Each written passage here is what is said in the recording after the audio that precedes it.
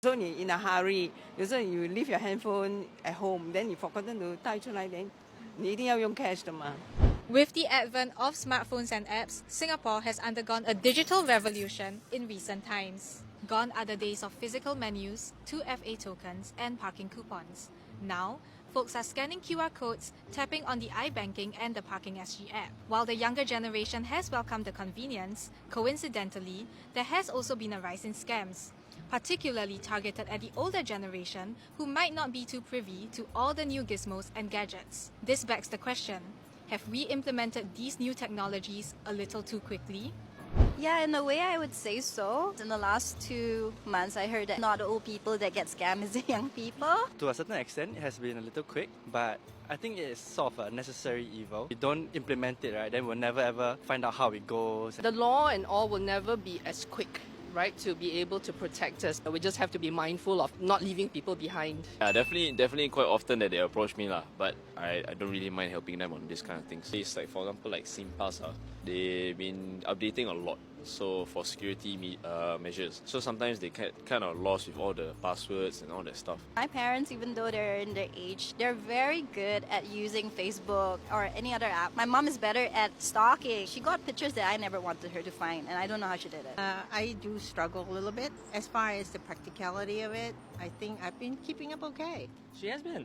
And if she can't figure it out, then she asks us.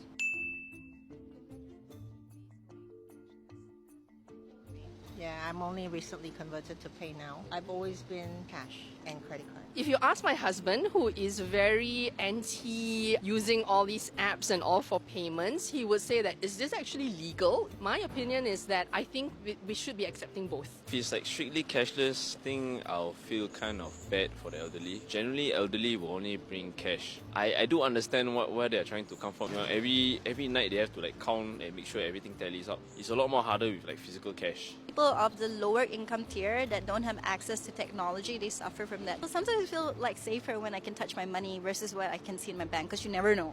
I think having digital literacy courses will have can benefit them. Need to have people, workers or volunteers to help them with the onboarding process.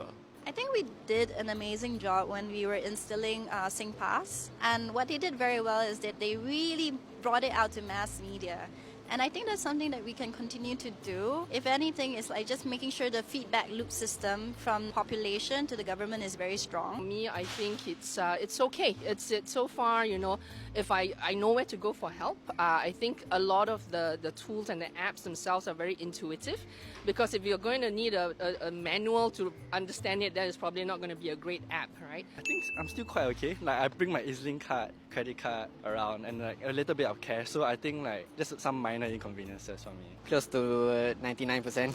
Even like going to shops, I use like Apple Pay. Cannot not live without a phone, I think, nowadays. It's going to be an inconvenience rather than my whole life is just up in flames, you know, and then I don't know what to do. It'll be an inconvenience, but it won't be the end of the world. We're looking for more talented individuals to join the internship program at MustShareNews. If you have the flair for social media and storytelling, do check out the pinned comment for more details.